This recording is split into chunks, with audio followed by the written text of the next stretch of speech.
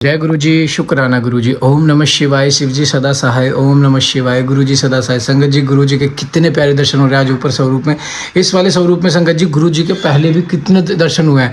ये स्वरूप बहुत ब्लेस स्वरूप है, बहुत ही ब्लेस स्वरूप है। क्योंकि संगत जी देखो, गुरु जी से कहते हैं कि मुझे ऐसे ही रखो। फ्रेम करवाने के लिए 3-4 बार मैं कोशिश कर चुका, लेकिन नहीं हो पा रहा। क्योंकि गुरु जी को कहते हैं ना, गुरु जी की जो इच्छा होगी ना वो होगा। और रक्षाबंधन की गुरु जी को बहुत बहुत शुभकामनाएं। आपको भी संगत जी बहुत बहुत शुभकामनाएं रक्षाबंधन की। संगत जी, गुरु जी कहते हैं कि बहुत बहुत कृपा है आपके ऊपर गुरु जी की, जब भी आप यह पाठ सुन पा रहे हो। बहुत बहुत कृपा है कि आप सेवा कर पा रहे हो। बहुत बहुत कृपा है कि आप बैठ के गुरु जी का शुक्राना कर पा रहे हो। बहुत बहुत बहुत ज़्यादा कृपा है संगत जी। संगत जी, एक फिल्म आई थी, उसका मैं आपको एग्जाम्पल देके बताता हूँ। बहुत प्यारी फिल्म थी, छावा मूवी, विक्की कौशल की। बहुत लोगों ने देखी होगी। जब वो 40 दिन का टॉर्चर किया था संभाजी महाराज को, जब उन्होंने मुंह से सिर्फ एक ही शब्द नहीं मिला था, जय माँ जगदम्बा, जय माँ जगदम्बा, जय माँ जगदम्बा। कितना भी दुख मिल रहा था, लेकिन जय माँ जगदम्बा, क्योंकि उन्होंने ईश्वर का हाथ नहीं छोड़ा। ऐसे ही अब लॉर्ड मूवी आई है एक और, अपने धर्म के लिए, सनातन धर्म है, जिसमें भगवान विष्णु का 12 अवतार और नरसिंह का अवतार के बारे में बताया गया है। जिसमें प्रहलाद जो जैसा भक्त कोई नहीं, जो डूबने के बाद, मौत के मुंह में होने के बाद भी ओम नमो भगवते वासुदेवाय नमः, इस मंत्र का जाप नहीं छोड़ रहे। मैंने भी आपको एक मूल मंत्र बताया, जय गुरु जी शुक्राना गुरु जी। आप इसको जुबां पे लगा लो, कुछ भी करो, जय गुरु जी शुक्राना गुरु जी, जय गुरु जी शुक्राना गुरु जी, जय गुरु जी शुक्राना गुरु जी। लंगर सेवा करो 7 तारीख को हमारे साथ मिलके, कहीं पे भी करो, जय गुरु जी शुक्राना गुरु जी। हर चीज़ करो, जय गुरु जी शुक्राना गुरु जी। कुछ भी करो, जय गुरु जी शुक्राना गुरु जी। पाठ सुनो, जय गुरु जी शुक्राना गुरु जी। संगत जी, देखना कैसे आपके दिन बदलते चले जाएंगे। क्योंकि हमारे गुरु जी समस्त ब्रह्मांड के रचयिता हैं, जिनके अधीन ये ब्रह्मांड चलता है। संगत जी, हम इतनी बड़ी शक्ति को बैठ के दर्शन कर पा रहे हैं, और उस इतनी बड़ी शक्ति का हम शिव पुराण जैसी कथा को सुन पा रहे हैं। 7 बार शिव पुराण पूरी कराने की जिम्मेवारी हमारी है। बस आप सुनते रहिए और आगे शेयर करते रहिए, चैनल को सब्सक्राइब करते रहिए, बेल आइकन को प्रेस कर लीजिए, और पाठ को जरूर सुनिए। 7 बार शिव पुराण पूरी कराने की जिम्मेवारी हमारी है। जय गुरु जी, शुक्राना गुरु जी। जय गुरु जी। सती का प्रश्न था, उसके उत्तर में भगवान शिव द्वारा ज्ञान एवं नवता भक्ति के स्वरूप का विवेचन। कैलाश तथा हिमालय पर्वत पर श्री शिव और सती के विविध विहारों का विस्तार पूर्वक वर्णन करने के पश्चात ब्रह्मा जी ने कहा कि मुने, एक दिन की बात है, देवी सती एकांत में भगवान शंकर से मिली और उन्हें भक्ति पूर्वक प्रणाम करके दोनों हाथ जोड़ खड़ी हो गई। प्रभु शंकर को पूर्ण प्रसन्न जान नमस्कार करके विनीत भाव से खड़ी हुई दक्ष कुमारी सती भक्ति भाव से अंजलि बांधे बोली। सती ने कहा कि देव देव महादेव करुणा सागर प्रभो दीनो उदार परायण महायोगिन, मुझ पर कृपा कीजिए। आप परम पुरुष हैं, सबके स्वामी हैं, रजोगुण सत्तागुण तमोगुण से परे हैं, निर्गुण भी हैं, सगुण भी हैं, सबके साक्षी निर्विकार और महाप्रभु हैं। हर मैं धन्य हूँ जो आपकी कामिनी और आपके साथ सुंदर विहार करने वाली आपकी प्रिया हुई। स्वामिनी, आप अपनी भक्त वत्सलता से प्रेरित होकर मेरे पति हुए हैं। नाथ, मैंने बहुत वर्षों तक आपके साथ विहार किया है। महेशान, मैं बहुत संतुष्ट हुई हूँ और अब मेरा मन उधर से हट गया है। देवेश्वर हर, अब तो मैं उस परम तत्व का ज्ञान प्राप्त करना चाहती हूँ जो नित्य से सुख प्रदान करने वाला है तथा जिसके द्वारा जीव संसार दुख से अनायास ही उदार पा सकता है। नाथ, जिस कर्म का अनुष्ठान करके विशेष जीव भी परम पद को प्राप्त कर ले और संसार बंधन में न बंधे, उसे आप बताइए, मुझ पर कृपा कीजिए। ब्रह्मा जी कहते हैं कि मुने, इस प्रकार आदिशक्ति महेश्वरी सती ने केवल जीवों के उद्धार के लिए जब उत्तम भक्ति भाव के साथ भगवान शंकर से प्रश्न किया, तब उनके उस प्रश्न को सुनकर स्वेच्छा से शरीर धारण करने वाले तथा योग के द्वारा भोग से विरक्त चित्त वाले स्वामी शिव ने अत्यंत प्रसन्न होकर सती से इस प्रकार कहा। शिव बोले, देवी दक्ष नंदनी महेश्वरी, सुनो, मैं उसी परम तत्व का वर्णन करता हूँ जिससे वासनाबद्ध जीव तत्काल मुक्त हो सकता है। परमेश्वरी, तुम विज्ञान को परम तत्व जानो। विज्ञान वह है जिसके हर उदय होने पर मैं ब्रह्मा हूँ ऐसा दृढ़ निश्चय हो जाता है। ब्रह्मा के सिवा दूसरी किसी वस्तु का स्मरण नहीं रहता तथा उस विज्ञानी पुरुष की बुद्धि सर्वथा शुद्ध हो जाती है। प्रिय, वह विज्ञान दुर्लभ है, इस त्रिलोकी में उसका ज्ञाता कोई बिरला ही होता है। वह जो है जैसा भी है सदा मेरा स्वरूप ही है, साक्षात परात्पर ब्रह्म है, उस विज्ञान की माता है। मेरी भक्ति जो भोग और मोक्ष रूप फल प्रदान करने वाली है, वह मेरी कृपा से सुलभ होती है। भक्ति 9 प्रकार की बताई गई है। सती भक्ति और ज्ञान में कोई भेद नहीं है।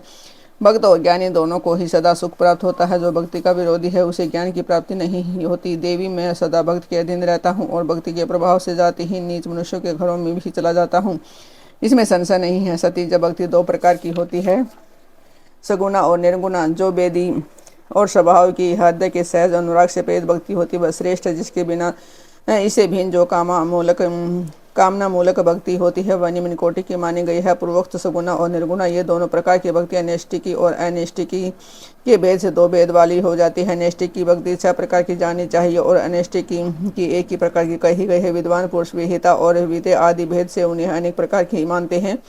इन विविध भक्तियों के भेद से बहुत ऐसे भेद प्रभेद होने के कारण जिनके तत्व का अनंतर वर्णन किया गया है। प्रिय मुनियों ने सगुणा और निर्गुणा दोनों भक्तियों के 9 अंग बताए गए हैं। दक्ष नंदिनी, मैं उन 9 अंगों का वर्णन करता हूँ, तुम प्रेम से सुनो। देवी श्रवण, कीर्तन, स्मरण, सेवन, दास्य, अर्चन, सदा मेरा वंदन, संख्या और आत्मसमर्पण ये विद्वानों ने भक्ति के 9 अंग माने हैं। शिवे भक्ति के उपांग भी बहुत से बताए गए हैं। देवी अब तुम मन लगाकर मेरी भक्ति के पूर्वक 9 अंगों के पृथक पृथक लक्षण सुनो। वे लक्षण भोग तथा मोक्ष प्रदान करने वाले हैं। जो स्थिर आसन से बैठकर तन मन आदि से मेरी कथा कीर्तन आदि का नित्य सम्मान करता हुआ प्रसन्नता पूर्वक अपने स्वर्णपुटों से उसे अमृत का पान करता है, उसके साधन को श्रवण कहते हैं। उसे हृदय आकाश के द्वारा मेरे दिव्य जन्म कर्मों का चिंतन करता हुआ प्रेम से वाणी द्वारा उसका सबर से उच्चारण करता है, उसके भजन साधन को कीर्तन कहते हैं। देवी मुझ नित्य महेश्वर को सदा और सर्वत्र व्यापक जान को संसार में निरंतर निर्भय रहता है, उसी को समन कहा गया है।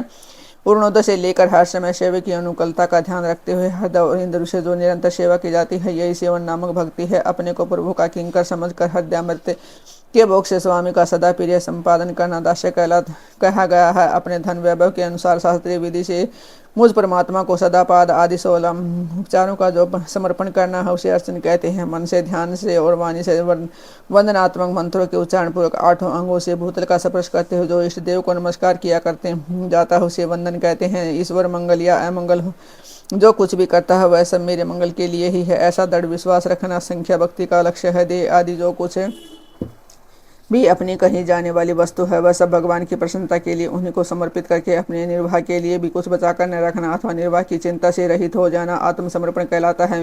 ये मेरी भक्ति के 9 अंग हैं जो भोग और मोक्ष प्रदान करने वाले हैं। इनके ज्ञान का प्रकट्य होता है तथा ये सब साधन मुझे अत्यंत प्रिय हैं। मेरी भक्ति के बहुत से उपांग भी कहे गए हैं, जैसे बिल्व आदि का सेवन आदि, जिनको विचार से समझ लेना चाहिए। प्रिय इस प्रकार मेरी सांगोपांग भक्ति सबसे उत्तम है। यह ज्ञान वैराग्य की जाननी है और मुक्ति ऐसी दासी है। यह सदा सब साधनों से ऊपर विराजमान है। इनके द्वारा संपूर्ण कर्मों के फल की प्राप्ति होती है। यह भक्ति मुझे सदा तुम्हारे सम्मान ही प्रिय है। जिसके चित्त में नित्य निरंतर यह भक्ति विनिवास करती है वह साधक मुझे अत्यंत प्यारा है।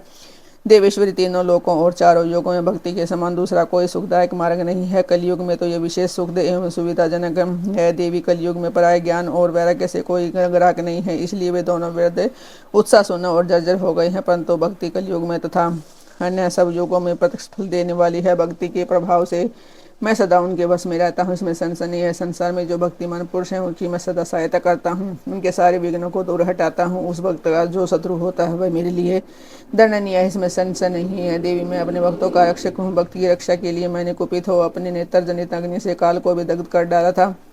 प्रिय भक्त के लिए मैं पूर्व काल में सूर्य पर भी अत्यंत क्रोध हो उठा था और शूल लेकर मैंने उसे मार गिराया था। देवी भक्त के लिए मैंने सैन्य सहित रावण को भी क्रोधपूर्वक त्याग दिया, उनके प्रति कोई पक्षपात नहीं किया। सती देवीश्वरी बहुत कहने से क्या लाभ है, मैं सदा ही भक्त के अधीन रहता हूँ और भक्ति करने वाले पुरुष के अत्यंत वश में हो जाता हूँ। ब्रह्मा जी कहते हैं कि नारद इस प्रकार भक्त का महत्व सुनकर दक्ष कन्या सती को बड़ा हर्ष हुआ। उन्होंने अत्यंत प्रसन्नतापूर्वक भगवान शिव को मन ही मन प्रणाम किया। मुनि सती देवी ने पुनः भक्ति कांड विषयक शास्त्र के विषय में भक्तिपूर्वक पूछा।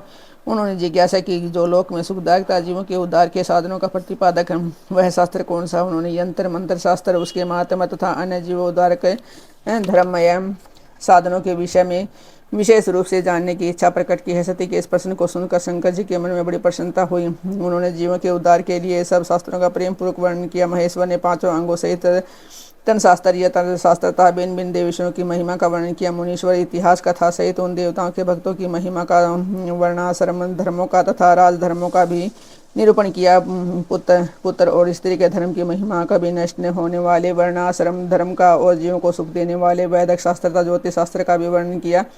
महेश्वर ने कृपा करके उत्तम सामुद्रिक शास्त्र का था और भी बहुत से शास्त्रों का तत्व वर्णन किया। इस प्रकार लोकोपकार करने के लिए सद्गुण संपन्न शरीर धारण करने वाले त्रिलोक सुखदायक और सर्वज्ञ सती शिव हिमालय के कैलाश शिखर पर अन्य स्थानों में नाना प्रकार की लीलाएं करते थे। वे दोनों दंपति साक्षात परब्रह्म स्वरूप हैं। दंडकांड में शिव को श्री राम के प्रति मस्तक झुकाते हुए सती का मोह था। शिव की आज्ञा से उनके द्वारा श्री राम की परीक्षा। नारद जी बोले कि ब्रह्मण विदे पर नाथ महाप्राज्ञा दयानिधि आपने भगवान शंकर तथा देवी सती के मंगलकारी सूर्यस का श्रवण करा है। अब उस समय पुण्य प्रेम पूर्वक उस उत्तम यश का श्रवण कीजिए। उन शिव दंपति ने यहाँ रहकर कौन सा चरित्र किया था। ब्रह्मा जी ने कहा कि मुने तुम मुझसे सती और शिव के चरित्र का प्रेम से श्रवण करो। मैं दोनों दंपति महालोकी की गति का आश्रय लेने नित्य निरंतर क्रीड़ा किया करते थे। तदंतर महादेवी सती को अपने पति शंकर का वियोग प्राप्त हुआ। ऐसा कुछ श्रेष्ठ बुद्धि वाले विद्वानों का कथन है, परंतु मुने वास्तव में उन दोनों का परस्पर वियोग कैसे हो सकता है, क्योंकि वे दोनों वाणी और अर्थ के समान एक दूसरे से मिले जुले और शक्ति और शक्तिमान हता दिल चित स्वरूप है। फिर भी उनमें लीला विषयक रुचि होने के कारण वह सब कुछ घटित हो सकता है। सती और शिव यद्यपि ईश्वर हैं तो भी लौकिक रीति का अनुसरण करके वे जो जो लीलाएं करते हैं वे सब संभव हैं। दक्ष कन्या से सती ने जब देखा कि मेरे पति ने मुझे त्याग दिया है, तब वे अपने पिता के दक्ष के यज्ञ में गई और वहां भगवान शंकर का अनादर देख उन्होंने अपने शरीर को त्याग दिया। वे ही सती पुण्य हिमालय के घर पार्वती के नाम से प्रकट हुई और बड़ी भारी तपस्या कर उन्होंने विवाह के द्वारा पुण्य भगवान शिव को प्राप्त कर लिया। सूर्य जी कहते हैं, मैं ऋषि और ब्रह्मा जी की यह बात सुनकर नारद जी ने विधाता से शिवा और शिव के महान यश के विषय में इस प्रकार पूछा। नारद जी बोले, महाभाग विष्णु शिष्य विधात है, आप मुझे शिवा और शिव के भाव तथा आचार से संबंध रखने वाले उसके चरित्र को विस्तार पूर्वक सुनाइए। तात भगवान शंकर ने अपने प्राणों से प्यारी धर्मपत्नी सती का किस लिए त्याग किया है, इस घटना को तो मुझे बड़ी विचित्र जान पड़ती है। अतः आप अवश्य करिए, अजय आपके पुत्र दक्ष के यज्ञ में भगवान शिव का अनादर कैसे हुआ और वहाँ पिता के यज्ञ में जाकर सती ने अपने शरीर का त्याग किस प्रकार किया, उसके बाद वहाँ क्या हुआ, भगवान महेश्वर ने क्या किया, वह सारी बातें मुझसे कही। इनसे सुनने के लिए मेरे मन में बड़ी श्रद्धा है। ब्रह्मा जी ने कहा कि मेरे पुत्रों में श्रेष्ठ महाप्राज्ञतात नारद, तुम महर्षियों के साथ बड़े प्रेम से भगवान चंद्रमौली का यह चरित्र सुनो। श्री विष्णु और देवताओं से सेवित परब्रह्म महेश्वर को नमस्कार करके मैं उनके महान उदर चरित्र का वर्णन आरंभ करता हूँ। मुने, यह सब भगवान शिव की लीला है। वे प्रभु अनेक प्रकार की लीला करने वाले स्वतंत्र और निर्विकार हैं। देवी सती भी वैसी ही है, अन्यथा वैसा कर्म करने में कौन समर्थ हो सकता है। परमेश्वर शिव ही परब्रह्म परमात्मा है। एक समय की बात है, तीनों लोकों में विचरने वाले लीला विशारद भगवान रुद्र सती के साथ बैल पर आरूढ़ हो इस भूतल पर भ्रमण कर रहे थे। घूमते घूमते वे दंडकारण्य में आए। उन्होंने महालक्ष्मण सहित भगवान श्री राम को देखा, जो रावण द्वारा छलकपूर्वक हरी हुई अपनी प्यारी सीता की खोज कर रहे थे। वे हाय सीते ऐसा उच्च स्वर से पुकारते, जहाँ तहाँ देखते और बारंबार रोते थे। उनके मन में विरह का आवेश छा गया था। सूर्यवंश में उत्पन्न वीर भूपाल दशरथ नंदन भरता गर्जय श्री राम आदर रहित हो लक्ष्मण के साथ में वन में भ्रमण कर रहे थे और उनकी कांति फीकी पड़ गई थी। उस समय उदार चेतापूर्ण काम भगवान शंकर ने बड़ी प्रसन्नता के साथ उन्हें प्रणाम किया और जय जयकार करके वे दूसरी ओर चल दिए। भक्तवत्सल शंकर ने उस वन में श्री राम के सामने अपने को प्रकट नहीं किया। भगवान शिव की मोह में डालने वाली ऐसी लीला देख सती को बड़ा विस्मय हुआ। उनकी माँ से मोहित होने इस प्रकार बोली। सती ने कहा कि देव सर्वेश परब्रह्म परमेश्वर ब्रह्मा विष्णु आदि सब देवता आपकी ही सदा सेवा करते हैं। आप ही सबके द्वारा प्रणाम करने योग्य हैं। सबको आपका ही सर्वदा सेवन और ध्यान करना चाहिए। वेदांत शास्त्र के द्वारा यत्न पूर्वक जानने योग्य निर्विकार परम प्रभु आप ही हैं। नाथ दोनों ये दोनों पुरुष कौन हैं, इनकी आकृति विरह व्यथा से व्याकुल दिखाई देती है। ये दोनों धनुधर वीर वन में विचरते हुए कलेश के भाग्योधीन हो रहे हैं। इनमें जो ज्येष्ठ है उनकी अंग कांति नीलकमल के समान श्याम, उसे देखकर किस कारण से आप आनंद विभोर उठे थे। आपका चित्त क्यों अत्यंत प्रसन्न हो गया था। अतः इस समय भक्त के समान विनम्र क्यों हो गए थे। स्वामी कल्याणकारी शिव, आप मेरे संशय को सुने। प्रभु से वह स्वामी अपने शिव को प्रणाम करें, यह उचित नहीं जान पड़ता। ब्रह्मा जी कहते हैं कि नाद कल्याण में परमेश्वरी आदिशक्ति सती देवी ने शिव की माया से वशीभूत होकर भगवान शिव से इस प्रकार प्रश्न किया। वह सती की वह बात सुनकर लीला विशाल परमेश्वर शंकर हंसकर उनसे इस प्रकार बोले। परमेश्वर ने कहा कि देवी सुनो, मैं प्रसन्नतापूर्वक यथार्थ बात करता हूँ, इसमें सल नहीं है। वरदान के प्रभाव से ही मैंने इन्हें आदरपूर्वक प्रणाम किया है। प्रिय, ये दोनों भाई वीरों द्वारा सम्मानित हैं। इनके नाम है श्री राम और लक्ष्मण। इनका प्राकट्य सूर्यवंश में हुआ है। दोनों राजा दशरथ के विद्वान पुत्र हैं। इनमें जो गोरे रंग के छोटे बंधु हैं वे साक्षात शेष के अंश हैं। उनका नाम लक्ष्मण, उनके बड़े भैया का नाम श्री राम। इनके रूप में भगवान विष्णु ही अपने संपूर्ण अंश से प्रकट हुए हैं। उपद्रव इनसे दूर ही रहते हैं। ये साधु पुरुषों की रक्षा और हम लोगों के कल्याण के लिए इस पृथ्वी पर अवतरण हुए हैं। ऐसा कहकर सृष्टिकर्ता भगवान शंभु चुप हो गए। भगवान शिव की ऐसी बात सुनकर वह सती के मन को इस पर विश्वास नहीं हुआ। क्यों नहीं? भगवान शिव की माया बड़ी प्रबल है। वह संपूर्ण त्रिलोकी को मोह में डाल देने वाली है। सती के मन में मेरी बात पर विश्वास नहीं है। ये जानकर लीला विषाद प्रभु सनातन पर शंभु यो बोले। शिव ने कहा कि देवी मेरी बात सुनो, यदि तुम्हारे मन में कथन पर विश्वास नहीं है तुम वहाँ जाकर अपनी ही बुद्धि से श्री राम की परीक्षा कर लो प्यारी सती, जिस प्रकार तुम्हारा मोह या भ्रम नष्ट हो जाए वह करो ये। तुम वहां जाकर परीक्षा करो, तब तक मैं इस बरगद के नीचे खड़ा हूँ। ब्रह्मा जी कहते हैं ये नाथ भगवान शिव की आज्ञा से ईश्वरी सती वहां गई और मन ही मन ये सोचने लगी कि मैं वनचारी राम की कैसे परीक्षा करूं। अच्छा, मैं सीता का रूप धारण करके राम के पास चलूं और यदि राम साक्षात विष्णु है तो ये सब कुछ जान लेंगे, अन्यथा वे मुझे नहीं पहचानेंगे। ऐसा विचार से सती सीता बनकर श्री राम के समीप उनकी परीक्षा लेने के लिए गई। वास्तव में वह मोह में पड़ गई थी। सती को सीता के रूप में सामने आई देख है शिव शिव का जप करते हुए रघुकुल नंदन श्री राम सब कुछ जान गए और हंसते हुए उन्होंने नमस्कार करके बोले। श्री राम ने पूछा कि सती जी, आपको नमस्कार है, आप प्रेम पूर्वक बताइए भगवान शंभु कहाँ गए हैं? अतः पति के बिना अकेली ही इस वन में क्यों आई हो? देवी, आपने अपना रूप त्याग कर किस लिए नूतन रूप धारण किया है? मुझ पर कृपा करके इसका कारण बताए। श्री रामचंद्र की यह बात सुनकर सती उस समय आश्चर्यचकित हो गई और वे शिव की कही हुई बात का स्मरण करके उसे यथार्थ समझकर कुछ लज्जित हुई। श्री राम को साक्षात विष्णु जान पर अपने रूप को प्रकट करके मन ही मन भगवान शिव के चरणारविंदों का चिंतन कर प्रसन्नचित हुई। सती ने उनसे इस तरह बोली, रघुनंदन स्वतंत्र परमेश्वर भगवान शिव मेरे तथा अपने पार्षदों के साथ पृथ्वी पर भ्रमण करते हुए वन में आ गए थे।